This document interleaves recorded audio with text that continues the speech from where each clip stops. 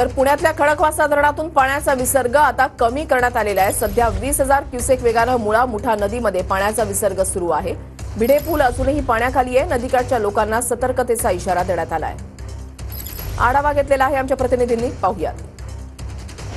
सलग दुसऱ्या दिवशी ही डेक्कनच्या नदीपात्रातली वाहतूक जी आहे ती पूर्णपणे बंद आहे। आपण पाहतोय की अजूनही भिडे पुलावरचं पाणी जे आहे ते ओसरलेलं नाहीये।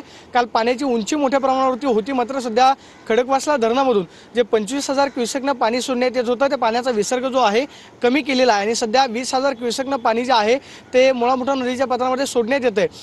पाण्याच्या खरं तर पात्रामध्ये अनेक दुर्घटना ज्या आहेत त्या मोठ्या प्रमाणावरती घडत आहेत। काल डेक्कनच्या पुलावरती एक तरुण जो आहे तो लहान मुलगा जो आहे तो पाण्यामध्ये पडलेला होता। त्या मुलाचा शोध अजूनही घेतला जातोय। त्यामुळे खरं तर नदीकाठच्या लोकांना सतर्कतेचा इशारा जो आहे तो प्रशासनाच्या वतीने देण्यात आलेला आहे।